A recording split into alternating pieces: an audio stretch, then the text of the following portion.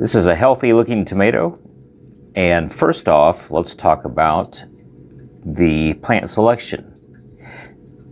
The compact plants that are often referred to as microdwarfs are the best ones to grow in these small jars, as well as selections such as lettuce, which does not get as large for a mason jar.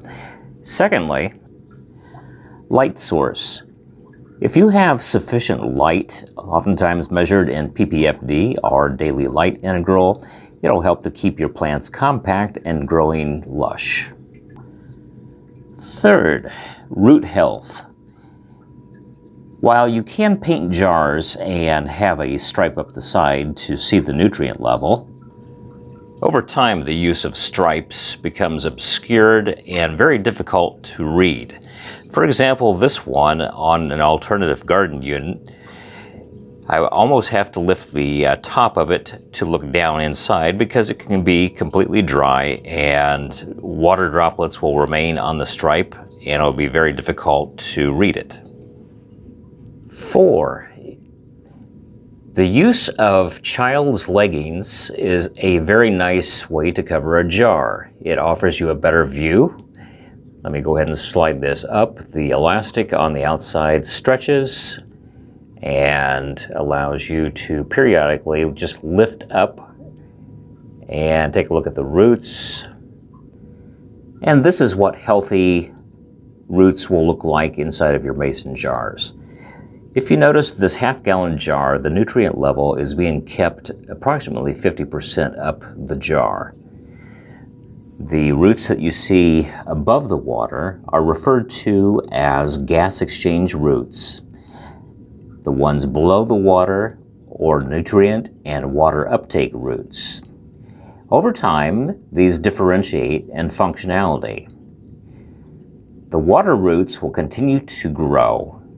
As a matter of fact, even though the water is not aerated, the water gas exchange at the surface level permits water to have an increased oxygen amount that comes down into the water, which is one of the reasons that you'll find that most of the roots on non-circulating hydroponics will be in the upper boundary level of the water.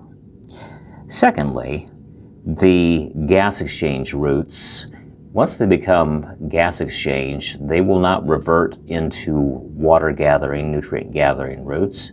And if I were to take this water nutrient level and bring it back up too high, it would essentially suffocate the plant and not permit it to breathe. Tip number 6, if you are starting your plants in an AeroGarden basket such as this with a seed sponge inside, it's a great way to start out your plants and later move those over to mason jars. They'll have roots that will start to come out and it'll become difficult to extract that seed sponge out without damaging the roots. To get around this, there are products on the market, such as those from Urban Hydroculture, that will cover the top of that basket, such as this split ring cover, and you can see the AeroGarden basket underneath. That helps to prevent light from coming down through and creating algae on the top of the plant, where most of the light from the LED comes down and the plant is younger. What is replacing the jar is another product from Urban Hydroculture. It's just referred to as a nylon jar lid. And they made up very well together.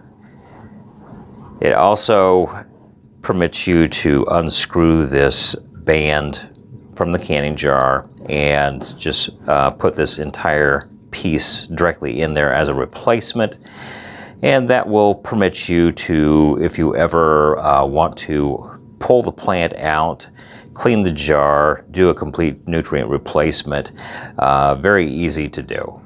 So whether you choose to grow hot peppers, tomatoes, dinosaur kale, or even Swiss chard in mason jars, it's a very easy way to simplify what otherwise would be a quick failure for many people who are starting out.